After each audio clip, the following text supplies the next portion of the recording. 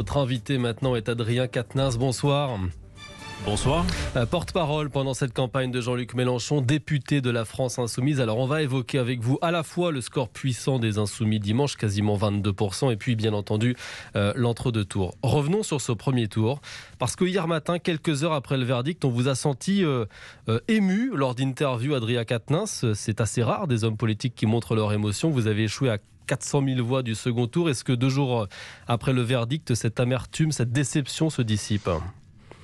Dans tous les cas, il y a de la déception, mais d'abord et avant tout de la fierté pour ce que nous avons su faire. C'est-à-dire que passer si près du second tour, c'est une mobilisation très importante qui a eu lieu. Et je pense qu'elle est passée assez largement sous les radars.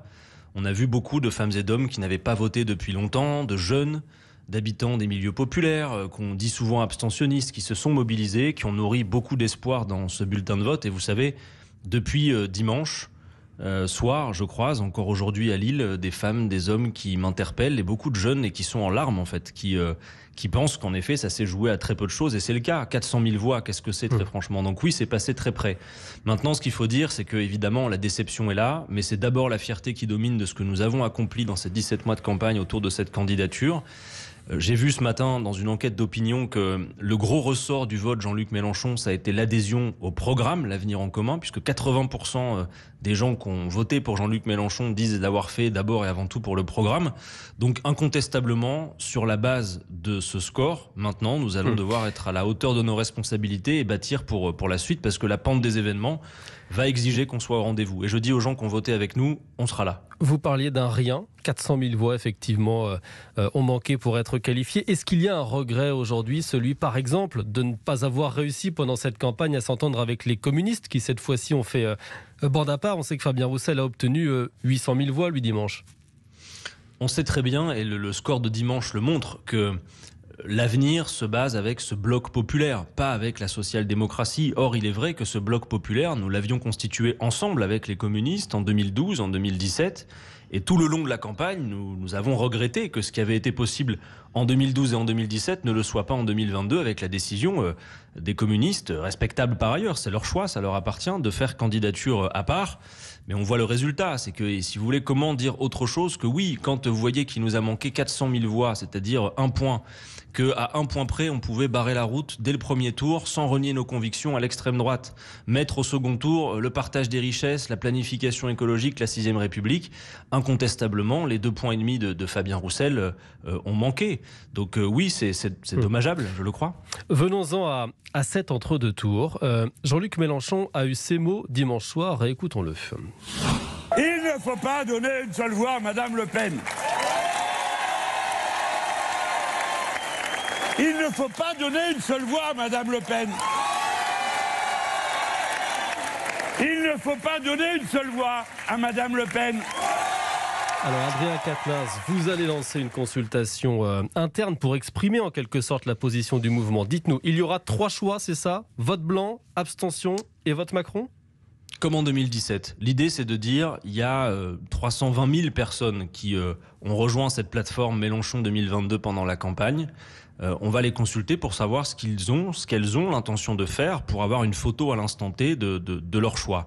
Mais évidemment, je le dis, c'est clair, comme en 2017 d'ailleurs, l'option d'un vote d'extrême droite n'est évidemment pas envisageable. Nous sommes dans la grande histoire politique de ce pays, comme même dans cette campagne, les adversaires résolus de l'extrême droite.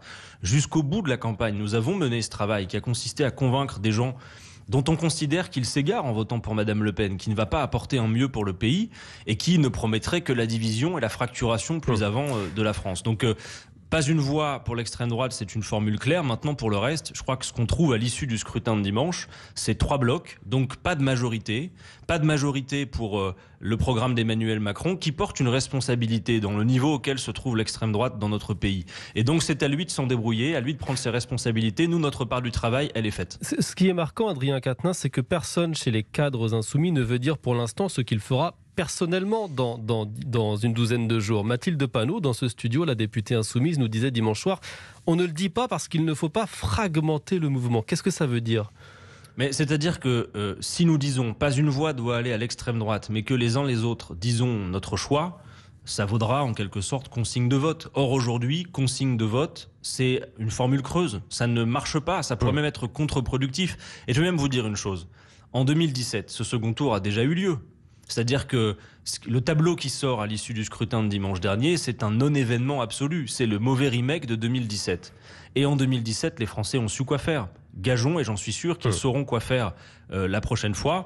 Et ensuite, c'est une histoire de responsabilité individuelle. Mais en effet, on ne va pas tordre le bras parce qu'Emmanuel Macron n'a pas fait ce qu'il fallait à cette heure. Il ne le fait toujours pas dans sa campagne d'ailleurs. Parce que avec le programme qu'il a posé sur la table ces dernières semaines, avec la retraite à 65 ans, avec le RSA qui va être conditionné à des heures de travail, bon, tout ça n'est pas acceptable. Donc à Emmanuel Macron de juger si avec ce qu'il a dans sa besace, il peut convaincre les Français. Sur des terres qui ont voté majoritairement Mélenchon aujourd'hui. Mulhouse, Strasbourg, là dans quelques minutes. Le président a indiqué hier avoir échangé des textos avec Jean-Luc Mélenchon. Quel regard vous portez sur ces appels du pied à vos électeurs ? Bon, d'abord, faut pas tout confondre. L'histoire des textos, pour tout vous dire, il s'agit d'un échange entre le président de la République et Jean-Luc Mélenchon à propos du sort qui nous inquiète d'un ressortissant étranger sur lequel Jean-Luc Mélenchon est impliqué depuis de nombreuses semaines. Bon, donc voilà. Et cette volonté finalement d'un storytelling qui nous collerait à Emmanuel Macron n'est pas acceptable. Je le dis, y compris pour les membres du gouvernement qui s'en laisseraient tenter. Non, maintenant, je le dis, notre part du travail est faite. Et je pense que le discours de Jean-Luc Mélenchon était clair dimanche soir. Maintenant, c'est à Emmanuel Macron qu'appartient de convaincre les gens, ça veut dire que s'il pense qu'il peut le faire, de voter pour lui. Entre son projet initial, retraite à 65 ans, et le vôtre, retraite à 60 ans, il y a un quinquennat de travail d'écart pour les salariés. Quand le président dit qu'il est prêt à bouger jusqu'à 64 ans, vous lui dites il faudra sans doute descendre un petit peu plus bas ? Mais clairement, l'histoire de la retraite, c'est absolument injuste, inefficace, cruel de proposer la retraite à 65 ans. Pourquoi ? Parce que dans ce pays, les Français produisent déjà bien assez de richesses. Et Emmanuel Macron le sait. La France produit 2300 milliards chaque année. Par contre, ce qui n'est pas acceptable, c'est que nous nous trouvons dans un pays, du fait des politiques qui ont été menées, où 5 personnes, 5 milliardaires, possèdent autant que 27 millions de Français, 40% de la population. Et financer la retraite à 60 ans, ce n'est rien d'autre que de rendre aux travailleurs leur dû. Ça a été beaucoup le temps du capital. Avec nous, ça aurait été le temps du travail et les gens ont compris. C'est aussi pour ça qu'ils ont voté massivement pour Jean-Luc Mélenchon dimanche dernier. Et moi, je ne vois pas pour l'instant, dans les prises de parole des membres du gouvernement ou d'Emmanuel Macron lui-même, de grandes remises en cause. Les gens en ont par-dessus la tête, il faut l'entendre. Marine Le Pen aussi drague vos électeurs avec cet appel hier. Soyez insoumis jusqu'au bout, rejoignez-moi. Alors les sondeurs expliquent qu'elle pourrait séduire 30% de vos électeurs. En 2017, seuls 7% d'entre eux s'étaient tournés vers elle. Qu'est-ce que vous avez envie de dire à vos électeurs qui pourraient se laisser tenter par un vote Le Pen ? Je leur dis, ne commettez pas cette erreur. Jamais nous ne vous tordrons le bras en vous disant d'aller voter à tout prix pour Emmanuel Macron. Vous avez le choix. Vous pouvez voter pour Emmanuel Macron si vous considérez qu'il faut le faire. Vous pouvez voter blanc ou rester à la maison. C'est votre droit le plus complet.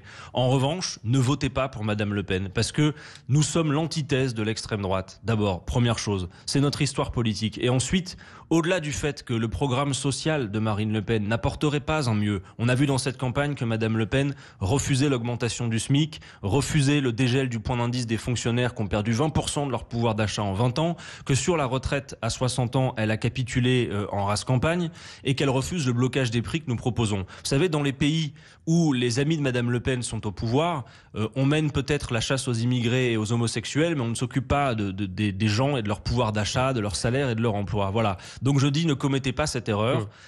Et ensuite, pour le reste, faites les choses en conscience et on respectera votre choix. Adrien Quatennens, un mot pour terminer de l'avenir aussi de votre mouvement. Jean-Luc Mélenchon a été l'incarnation lors des 3 dernières campagnes présidentielles. Que va-t-il faire à court et moyen terme ? Est-ce qu'il sait ce qu'il veut faire ? Est-ce qu'il veut rester député, par exemple ? Écoutez, l'élection, c'était il y a 48 heures. Donc je pense qu'il faut laisser le temps à la poussière de retomber parce que, évidemment, tout ça a aussi des conséquences humaines, personnelles, affectives même. On l'a dit, vous avez parlé de l'émotion qui est suscitée par ce résultat.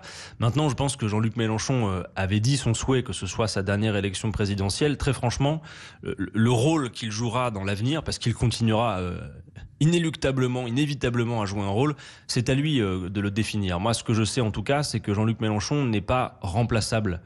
C'est un personnage politique compte tenu de son expérience, de ce qu'il incarne.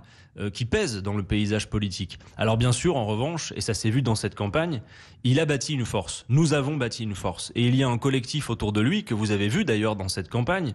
On a beaucoup salué la qualité innovante de la campagne, le programme solide, l'avenir en commun, et aussi ce collectif. Et moi je dis à celles et ceux qui nous ont fait confiance, nous serons là et ce collectif ne vous abandonnera pas. Merci Adrien Quatennens, porte-parole de Jean-Luc Mélenchon, député de la France Insoumise, d'avoir été ce soir notre invité depuis Lille sur RTL. On remercie Franck Hanson, notre correspondant qui a assuré la technique ce soir. Merci d'avoir été notre invité ce soir sur RTL. Merci à vous.